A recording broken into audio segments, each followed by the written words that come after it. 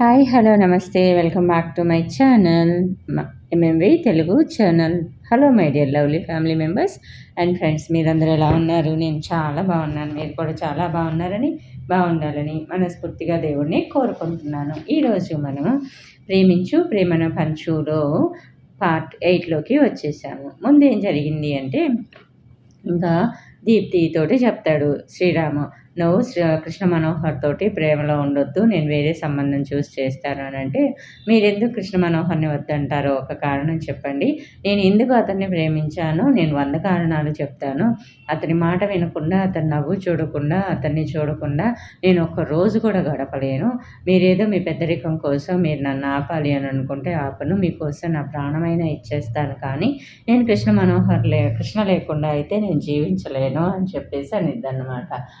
అలా అనేసి కూతురు బాధపడతా వెళ్ళిపోయేటప్పటికే ఇంకా శ్రీరామ్కి బాధ అనిపించింది. సరే ఇలా కాదు, ఇంకా శ్రీరామ్ని పిలిచేసి నా స్టేటస్ ఒకటి చూపించేసి అతన్ని దండోపాయాలతోటి అతన్ని ఎలాగైనా నా దారికి తెచ్చుకోవాలి అనుకొని దీప్తి గదికి వెళ్ళి, కృష్ణను ఒకసారి నా దగ్గరకు వచ్చి మాట్లాడమని చెప్పమ్మా అనేసి అంటే, సరే నాన్న ఇప్పుడే ఫోన్ చేసి చెప్తాను అనేసి ఫోన్ చేసి, నాన్న కృష్ణకి ఇంకా 10 రోజులు వర్క్ ఉందంట, సో 10 రోజుల తర్వాత కలుస్తాడంట అని ఎగ్జైట్ అయిపోతూ చెప్తుంటే, ఇంకా శ్రీరామ్కి మండిపోయింది. ఏమంటే, ఎవరైనా నా అపాయింట్మెంట్ దొరికితే ఎగ్జైట్ అవుతారు, ఇదేంటి ఒక కుర్రకుంక వెధవ అపాయింట్మెంట్ దొరికినందుకు నా కూతురు అంత ఎగ్జైట్ అయిపోతుంది అని అనుకుంటూ ఇంకా కూతురి గదిలో నుంచి బయటకు వస్తూ ఉంటాడు. ఇంకా అప్పుడే హేమ చూసి, ఏంటండి అలా ఉన్నారు అడిగింది హేమ ఆశ్చర్యంగా తన గదిలో నుంచి వస్తూ. అతడే జవాబేమి ఇవ్వకుండా చరచరా వెళ్ళి కారులో కూర్చొని, డ్రైవర్ పోనీ అన్నాడు. రయ్యమంటూ కారు కదిలింది. ఏనాడు లేనిది తన మాటకు జవాబు ఇవ్వకుండా, తనని లెక్క చేయకుండా అతడు వెళ్ళిపోతుంటే హేమకు చాలా బాధగా, అంతకంటే ఎక్కువగా అవమానంగా అనిపించింది. బిజినెస్లో ఏ లోటుపాట్లున్నా, ఏ టెన్షన్ ఉన్నా వాటిని ఇంటి వరకు అతడు ఎప్పుడూ తీసుకువచ్చేవాడు కాదు. అలాంటివి సాల్వ్ అయ్యాక నిదానంగా చెప్పేవాడు. ఇప్పుడు అలాంటి ప్రాబ్లమే వచ్చిందేమో అనుకుంది మనసుకి నచ్చ చెప్పుకుంటూ. దీప్తి కూడా ముభావంగా ఉంటుంది మధ్య. కారణం ఏమై ఉంటుంది అన్న ఆలోచన మెదిలి మళ్ళీ మనసంతా అశాంతితో నిండిపోయింది.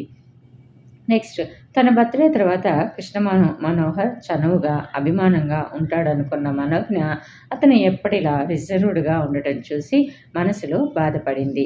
ఈ డబ్బున్న వాళ్ళంతా ప్రాక్టికల్ మనుషులు, ఎవరిని ఎంతలో ఉంచాలో అంతలో ఉంచేస్తారు.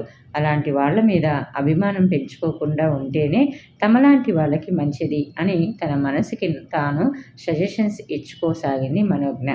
దీప్తి రాకపోకలు కాస్త తగ్గడం, అతడు ఫోన్లో దీప్తిని దేనికో కన్విన్స్ చేస్తున్నట్టుగా ఒక్కోసారి విసుక్కొని మాట్లాడుతుండటం గమనించిన మనోజ్ఞకి వారిద్దరి మధ్య ఏదో గొడవ జరిగి ఉంటుందనిపించింది.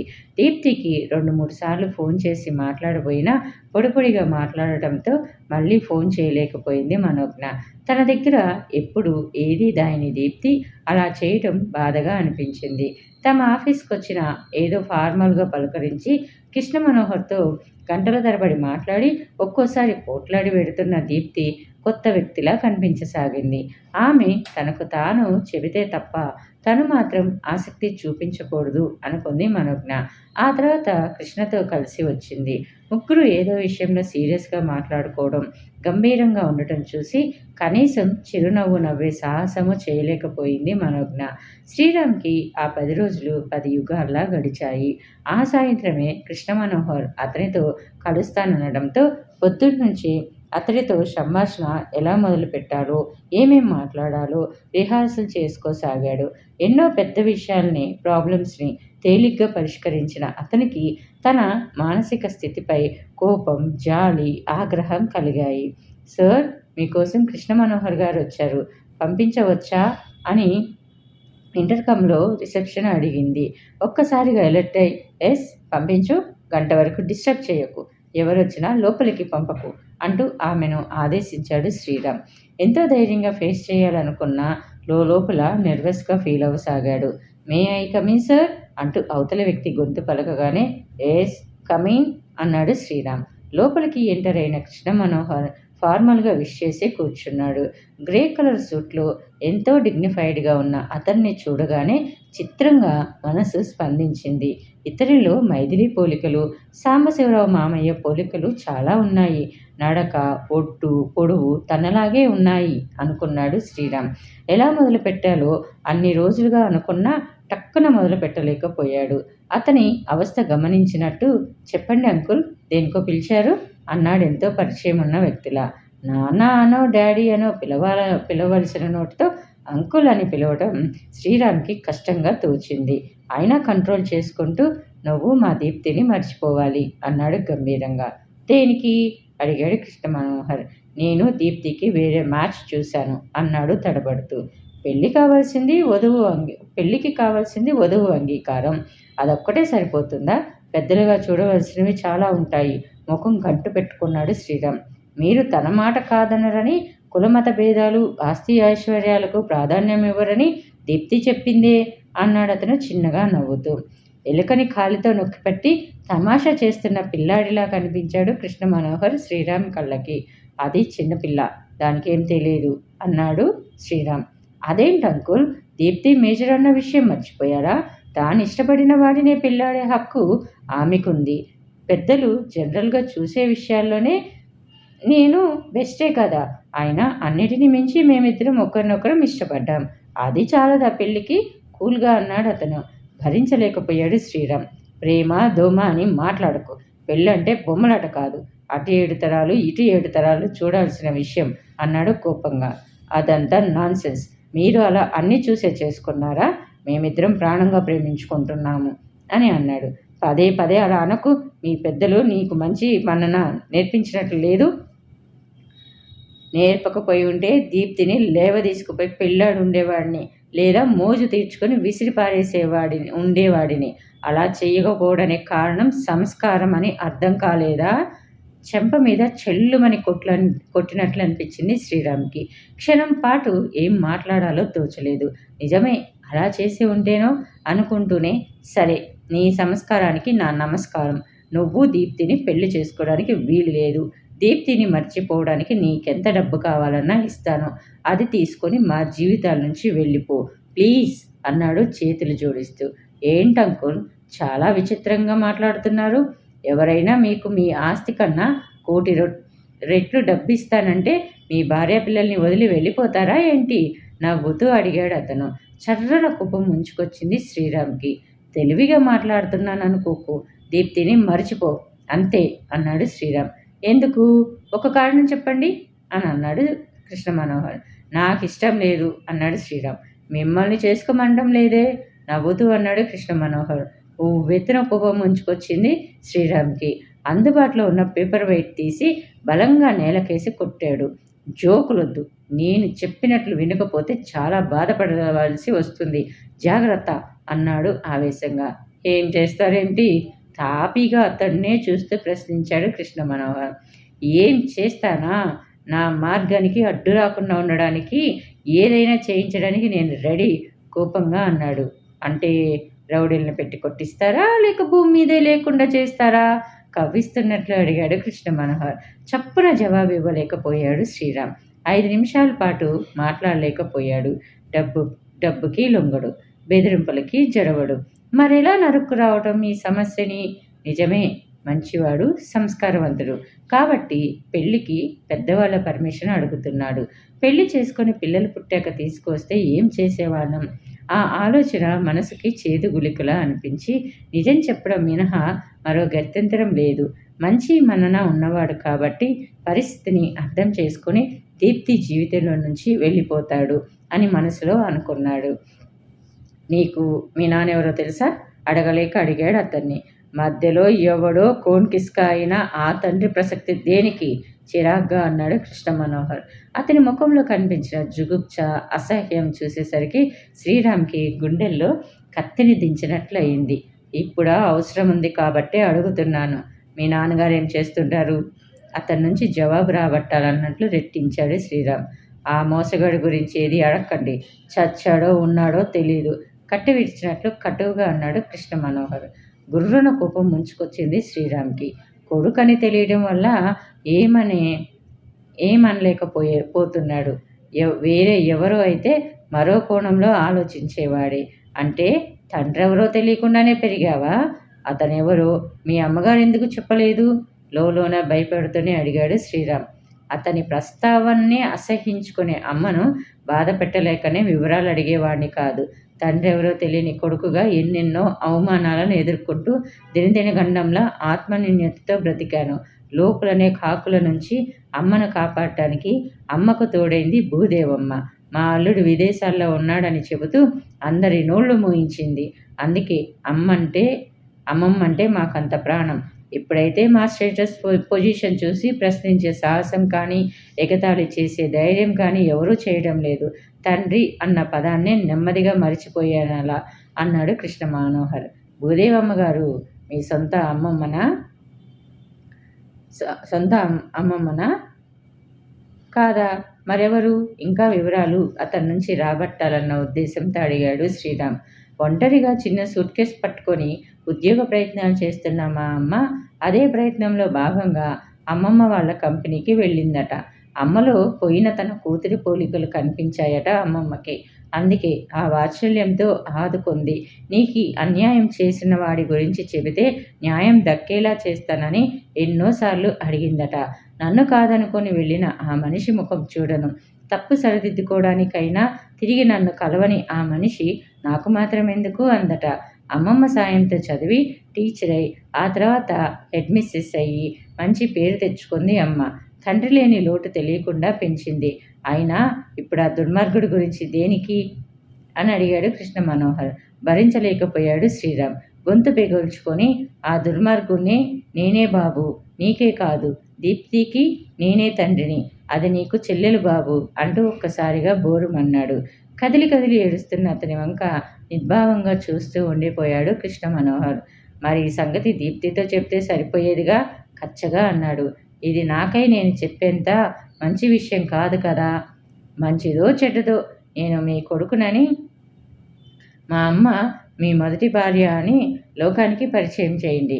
ఆ తర్వాత ఈ విషయం గురించి ఆలోచించవచ్చు అన్నాడు కృష్ణ మనోహర్ సూటిగా. ఆ మాట వినగానే శ్రీరామ్ ముఖం తెల్లగా పాలిపోయింది. తమ మధ్య ఎలాంటి రహస్యాలు లేవన్న నమ్మకంతో ఉన్న హేమ ఈ సంగతి తెలిస్తే తనను క్షమిస్తుందా? అసలే ఆడవాళ్ళ పట్ల మనుషులందరి పట్ల ఎంతో ప్రేమ గౌరవాలున్న మనిషి. ఏ అన్యాయాన్ని సహించలేని తత్వం ఆమెది. తమ పెళ్లికి ముందే ఓ స్త్రీకి అందన పెళ్లాడదలుచుకున్న అమ్మాయికి అన్యాయం చేశానని తెలిస్తే అస్సలు క్షమించదు. ఎలాంటి నిర్ణయమైనా తీసుకుంటుంది. ఇక దీప్తి తనను ఐడియల్ పర్సన్గా గర్వంగా నలుగురికి ఆదర్శంగా చూపించి మురిసిపోతుంటుంది. అలాంటి దానికి విషయం తెలిస్తే ఎంతగా అసహ్యించుకుంటుందో. తను చెప్పలేని నిజం కృష్ణ మనోహర్ ద్వారా తెలిస్తే తానిక అసలు తలెత్తుకోలేను. తల పట్టుకుని కూర్చుండిపోయాడు శ్రీరామ్. అతను ఓ నిర్ణయానికి రావడానికి చాలా సమయమే పడుతుందనుకుంటూ అతని వంక చూసి తానేం చేసేది లేదన్నట్లుగా భుజాలెగరేసి వెళ్ళిపోయాడు కృష్ణ మనోహర్. ఏదో ట్రాన్స్లో ఉన్నట్లు చూస్తూ ఉండిపోయాడు శ్రీరామ్.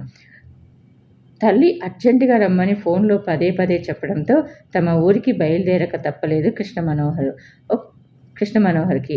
ఒకచోట జనం గుంపుగా ఉండడం చూసి కారుని ఆపి ఏం జరిగిందని వాకప్ చేశాడు.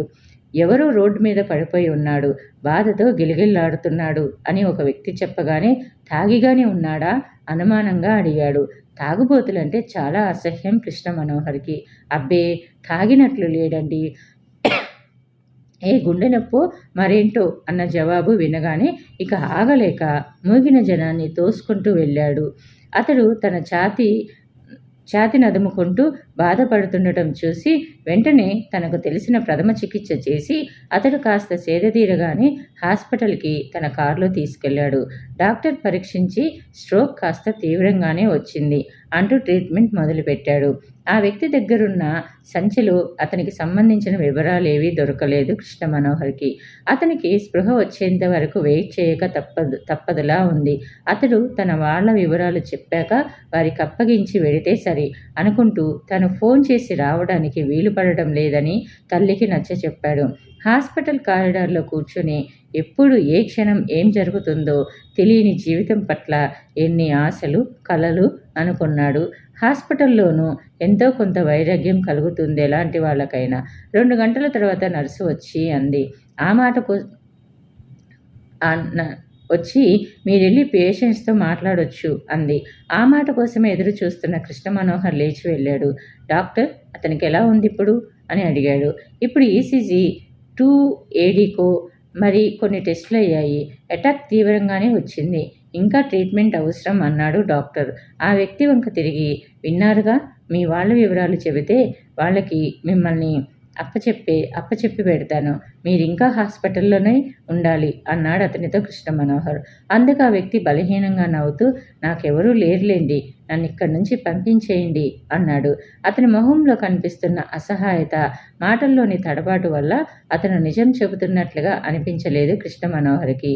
మీ వాళ్ళకి అప్పగించనిదే డిశ్చార్జ్ చెయ్యరు మరి అన్నాడు అతన్నే చూస్తూ. ఆహా, పర్వాలేదు, ఇప్పటికే ఎంతో ఖర్చయింది మీకు. మీ రుణం ఎలా తీర్చుకుంటాను? ఏ గవర్నమెంట్ హాస్పిటల్లోనూ చూపించుకుంటాలేండి అన్నాడు ఆయన వణుకుతున్న స్వరంతో. దాంతో అతడి మనస్థితి, ఆర్థిక పరిస్థితి అర్థమై జాలి ముంచుకొచ్చింది. ఆ దేవుడిలాంటి పేదలకి ఎందుకింత ఖరీదైన జబ్బులు ఎందుకిస్తాడో అనుకుంటూ, అక్కడికైనా ఒక్కరు ఎలా పెడతారు? మీ వాళ్ళకి మిమ్మల్ని అప్పచెప్పి పెడితేనే నాకు నిశ్చింతంగా ఉంటుంది అన్నాడు. అతని మానవత్వానికి మనసులోనే జోహార్లు అర్పిస్తూ ఆ వివరాలు చెప్పాడు. అతడు చెప్పింది వినగానే అర్థమైపోయింది కృష్ణ మనోహర్కి. ఆ వ్యక్తి మనోజ్ఞ తండ్రి జగన్నాథన్ రావు అని. సరే, మీరిక్కడే ఉండండి అంటూ సెల్ తీసి మాట్లాడాడు. గంటలో హాస్పిటల్కి చేరుకుంది మనోజ్ఞ. ఆమె ముఖంలో కనిపిస్తున్న కంగారు, బాధ, దుఃఖం చూసేసరికి అతని హృదయం ద్రవించింది. ఆమెను డాక్టర్కి పరిచయం చేశాడు కృష్ణ మనోహర్. మొత్తం ట్రీట్మెంట్ అంతా చేసి ఆ బిల్ని తనకి పంపించమని డాక్టర్కి తన విజిటింగ్ కార్డు ఇచ్చాడు. తెలిసిన వాళ్లే కావటంతో వాళ్ళందుకు అంగీకరించారు. సార్, ఆఫీసులో పనంతా వదిలేసి వచ్చాను. ఇక్కడ ఎన్ని రోజులు ఉండాల్సి వస్తుందో ఇబ్బందిగా అంది మనోజ్ఞ. అవన్నీ నాకు వదిలేయి, నేను చూసుకుంటాను. మీ వాళ్ళని ఎవరినైనా పిలిపించుకోండి అన్నట్లు ఖర్చులకి ఈ డబ్బుంచండి అంటూ 500 నోట్లున్న బొత్తిని ఆమె చేతికి అందించి ధైర్యం చెప్పి బయటికి నడిచాడు కృష్ణ మనోహర్. ఆర్థిక సంబంధాలకే తప్ప మానవ సంబంధాలకు విలువనియ్యడని ఇతని గురించి తానింత తప్పుగా అనుకుంది. ఎంతటి మానవతామూర్తి కాకుంటే రోడ్డు మీద పడ్డ ఓ ముఖం తెలియని వ్యక్తికి ఇంత సాయం చేస్తాడు అనుకుంటున్న కొద్దీ ఆమెకి అతడి మీద గౌరవం పెరిగిపోసాగింది. ఎవరమ్మా అతను?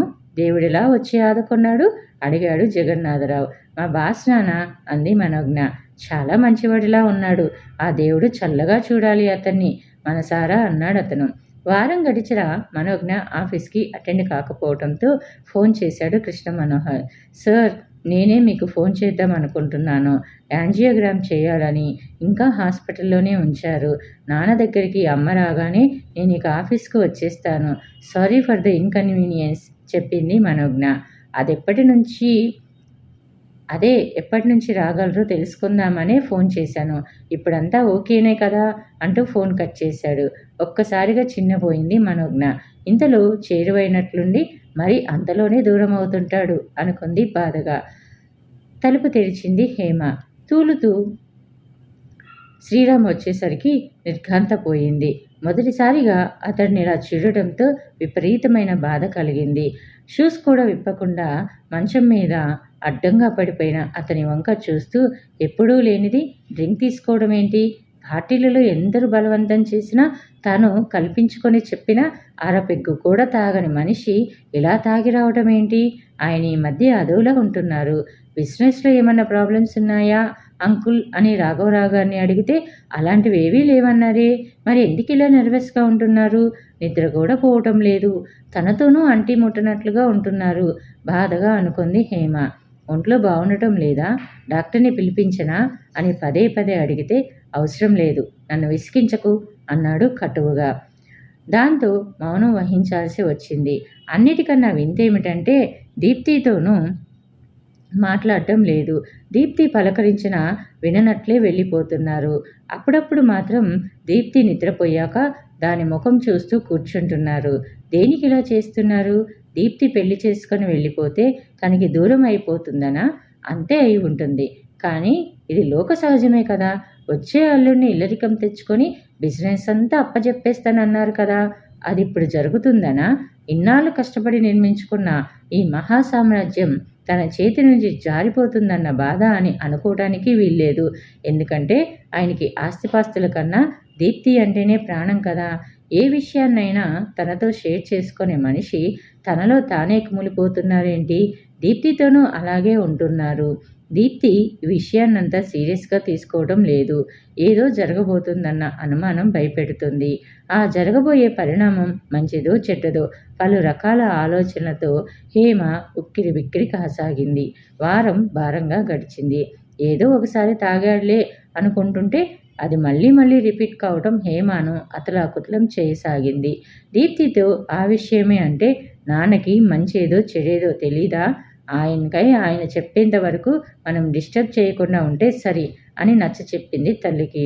తాగొచ్చినప్పుడు కాకుండా వీలు చూసుకొని నిలదీద్దాం అనుకుంది. కానీ పనివాళ్ల ముందు సీన్ క్రియేట్ కావడం ఇష్టం లేక మౌనం వహించసాగిందామె. తన ఆఫీస్లో అడుగుపెడుతున్న శ్రీరామ్ని చూస్తూనే ఆశ్చర్యపోయింది మనోజ్ఞ. ఆనందంగా ఎదురెళ్ళి బాగున్నారా అంకుల్ అంటూ అడిగింది. ఆయన తలెత్తి ఎవరో అపరిచితురాల్ని చూసినట్లు చూసి అనేసరికి ఆమె మనసు చివుక్కుమంది. ఈ గొప్పవాళ్ళు ఒక్క కనుచూపుతో తమకిష్టం లేని వారిని ఆమె దూరంలో ఉంచుతారు అని అనుకుంటూ తన సీట్లోకి పోయి పనిలో మునిగింది. దీప్తి గురించి ఎన్నో అడగాలనుకుంది. తనతో మాట్లాడినంత బిజీ ఏంటని దెబ్బలాడదామనుకుంది. కానీ శ్రీరామ్ వైఖరి తెలియని హద్దులేవో చెప్పక చెబుతుండటంతో మనసుని కట్టడి చేసుకుంది. ఇంతలో బయటికి వచ్చిన కృష్ణ మనోహర్ సోఫాలో కూర్చున్న శ్రీరామ్ని చూస్తూనే అరే మీరా ఇక్కడే కూర్చుండిపోయారేంటి? రండి లోపలికి అన్నాడు. తర్వాత మనోజ్ఞ వంక చూస్తూ కూర్చోకపోతే నాకు ఇన్ఫామ్ చేయొచ్చుగా అన్నాడు గట్టిగా. తెల్లబోయింది మనోజ్ఞ. వెంటనే నోట మాట రాలేదు ఆమెకి. అతని అకారణ కోపానికి కళ్ళల్లో నీళ్లు తిరిగాయి. శ్రీరామ్ అతని క్యాబిన్లోకి వెడుతుంటే చూస్తూ కూర్చొండిపోయింది. తర్వాత ఏం జరిగింది అని తెలుసుకునే ముందు నాదో చిన్న విజ్ఞప్తి. మీరు కనుక నా ఛానల్ని ఫస్ట్ టైం చూస్తున్నారా? చూస్తూ ఇంకా సబ్స్క్రైబ్ చేసుకోకపోతే ఇప్పుడే సబ్స్క్రైబ్ చేసుకోండి. సబ్స్క్రైబ్ బటన్ రెడ్ కలర్లో ఉంటుంది. దాన్ని క్లిక్ చేస్తే బెల్ ఐకాన్ వస్తుంది. దాన్ని క్లిక్ చేసి ఆల్ అనే ఆప్షన్ ఎంచుకుంటే ముందు నేను చెప్పే మరిన్ని ఇంట్రెస్ట్కరమైన సిరీస్ అప్డేట్స్ అన్నీ మీకు నోటిఫికేషన్ రూపంలోకి వచ్చేస్తాయి. ఆయన్నెవరు కలవడానికి వచ్చినా ఆ విషయం రిసెప్షనిస్ట్ కదా చెప్పాలి. ఆ సంగతి తెలీదా? తనని కొప్పడమేంటి?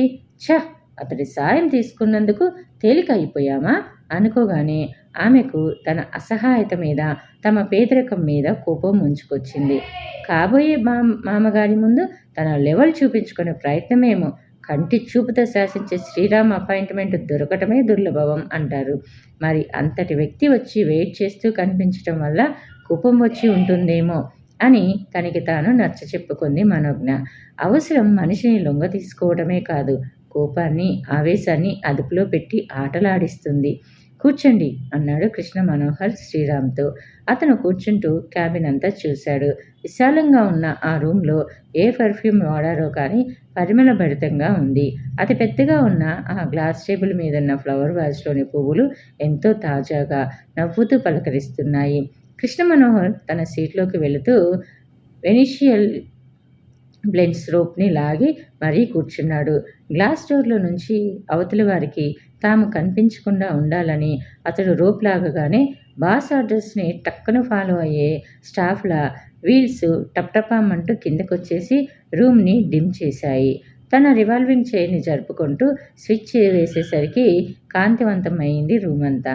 మూతపెట్టి ఉన్న మంచినీళ్ళ గ్లాసుని అతని ముందుకి తోస్తూ ప్లీజ్ హ్యావ్ ఇట్ అన్నాడు కృష్ణ మనోహర్. ఏసీ రూమ్ అయినా చెమటలు అలుముకున్నాయి శ్రీరామ్ నుదుటిన. కర్చీఫ్ తీసి సుతారంగా అద్దుకుంటూ ఆ గ్లాస్ అందుకొని నీళ్లు తాగాడు. చెప్పండి అంకుల్, కాఫీనా కూల్ డ్రింకా ఏది ప్రిఫర్ చేస్తారు మర్యాదగా అడిగాడు. ఓ పెద్ద మర్యాద.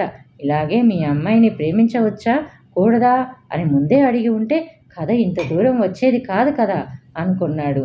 అంతలోనే తానేం చెప్పాలని అక్కడికి వచ్చింది గుర్తుకు రాగానే ఆ కోపం చల్లారిపోయింది శ్రీరామ్లో. సుటీగా చెప్తే సరి అనుకుంటూ కృష్ణ, నేను మీ ఊరికి వచ్చి క్షమాపణ అడుగుతాను. హేమకి దీప్తికి జరిగిందంతా చెప్తాను, సరిపోతుందా అన్నాడు అహాని అణుచుకుంటూ. ఓహో, 4 గోడల మధ్య వాళ్ళని కన్విన్స్ చేస్తారు అంతేనా? దానివల్ల ఒరిగేదేమిటి? నేను కోరుకుంటున్నది గుర్తింపు, నలుగురికి మమ్మల్ని ధైర్యంగా పరిచయం చేయటం. అది చెయ్యగలరా అని చేయగలరా అని కదా నా ప్రశ్న. దీర్ఘంగా విశ్వసించి నలుగురిలో చెబుతాను సరా అన్నాడు శ్రీరామ్. దానివల్ల తర్వాత జరిగిందేంటో ముందే ఊహించారా? ఊహించాను. నా వాళ్ళకి నా మీదెంత ప్రేమ ఉందో తెలుసుకునే అవకాశం వచ్చిందని అనుకుంటున్నాను అన్నాడు బలహీనంగా. ఓహో, ఇంతకాలం వాళ్ళ ప్రేమ పట్ల అపనమ్మకం ఉండేదా? కావాలని రెట్టించాడు కృష్ణ మనోహర్. నిజంగా ప్రేమించే వాళ్ళు మన బలాన్ని, బలహీనతని ప్రేమించగలగాలి, అదే తెలుస్తుంది అని అన్నాడు. తర్వాత ఏం జరిగింది అని తెలుసుకోవాలంటే నెక్స్ట్ ఎపిసోడ్ వరకు వెయిట్ చేయండి. Thanks for the watching. ఈ సిరీస్ మీద మీ అభిప్రాయాలు, సూచనలు, సలహాలు ఏమైనా ఉంటే కింద కామెంట్ సెక్షన్లో తెలియచేయండి. ఓకేనా? Thanks for the watching. Bye bye. Take care. See you soon again.